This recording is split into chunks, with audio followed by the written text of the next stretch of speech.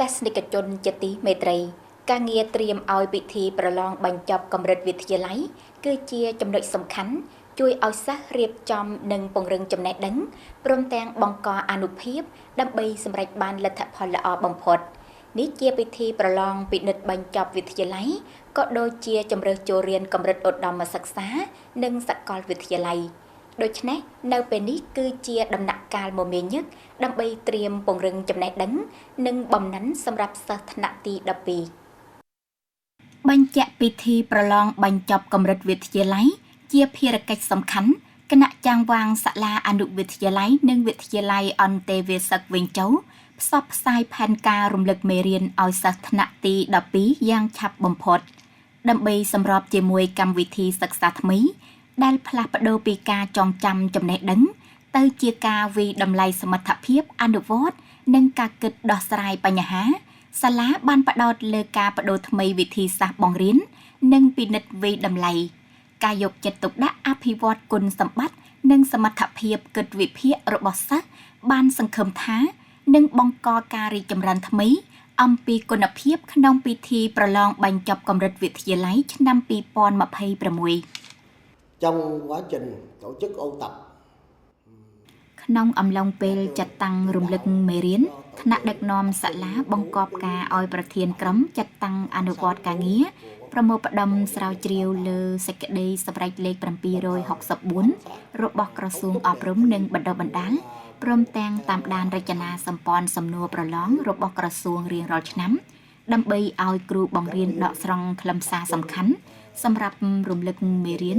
និងលើកកម្ពស់សមត្ថភាពធ្វើមេរៀនប្រឡងសម្រាប់សិស្សđối với công tác ôn thi tốt nghiệp trung học phổ thông ចំពោះការងាររំលឹកមេរៀនប្រឡងបញ្ចប់កម្រិតវិទ្យាល័យឆ្នាំ2026ក្រុមជំនាញនិងសាលាបានអនុវត្តតាមផែនការណែនាំរំលឹកមេរៀនរបស់មន្ទីរអប់រំនិងបណ្ដុះបណ្ដាល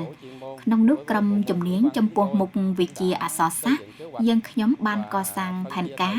និងបែងចែកពេលវេលាសមស្របសម្រាប់រំលឹកមេរៀនតាមប្រធានបទដើម្បីឲ្យសិស្សរំលឹកមេរៀនបានល្អជាងទន្ទឹមនឹងនោះរំលឹកមេរៀនយោងតាមរចនាសម្ព័ន្ធសំណួរប្រឡងកម្រិតវិទ្យាល័យនិងបែងប្រភេទសិស្សតាមលទ្ធផលសិក្សាចុងឆ្នាំដើម្បីបញ្ជាក់សមត្ថភាពរបស់បងប្អូនអំណៅពីនោះដាក់ចេញវិធីសាស្ត្ររំលឹកមេរៀនសមស្របសម្រាប់បងប្អូននៅត្រឹមប្រហែល1ខែទៀតប៉ុណ្ណោះពិធីប្រឡងបញ្ចប់កម្រិតវិទ្យាល័យជាតិឆ្នាំ2026នឹងប្រព្រឹត្តឡើងជាផ្លូវការចំពោះសិស្សថ្នាក់ទី12នេះមិនត្រឹមតែជាស្នាមគំនូសបញ្ជាក់រយៈពេល12ឆ្នាំនៃការសិក្សាប៉ុណ្ណោះទេថែមទាំងជារបត់សំខាន់ដែលសម្រេចអនាគតផងដែរចាឆ្នាំនេះបងអូនបានជ្រើសរើសយកប្លុក D01 រួមមាន3វិញ្ញាណសាគឺជាគណិតវិទ្យាអក្សរសាស្ត្រនិងភាសាអង់គ្លេសនេះគឺអូនបានការសម្រេចចិត្តដែលបងអូនបានពិចារណាយ៉ាងច្បាស់លាស់គឺជាការប្រាថ្នារបស់បងអូនរយៈពេលកន្លងមកលោកគ្រូនិងអ្នកគ្រូបានរំនាំដោយពួកបងអូនអស់ពីចិត្តពីពោះក្នុងការណែនាំវិធីសាស្ត្ររំលឹកមេរៀនសារឡើងវិញនិងការរៀបចំចំណេះដឹងទាំងអស់បើជាប្រព័ន្ធក្នុងពិធីដែលមានប្រសិទ្ធភាពបំផុតលោកគ្រូអ្នកគ្រូបំរុកមេរៀនឲ្យអូនហើយប្រាប់អូនត្រូវរៀនមេរៀនណាហើយមេរៀនណាត្រូវតែយើងមើលទៅមើលឡើងច្រើនដងអូននឹងខំអស់ពីចិត្តដើម្បីធ្វើល្អ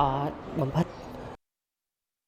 ឆ្នាំនេះចំនួនសិស្សថ្នាក់ទី12របស់សាលាមាន69ប្អូនគិតដល់ពេលនេះប្អូនបានសម្រេចការចុះឈ្មោះប្រឡងបញ្ចប់កម្រិតវិទ្យាល័យ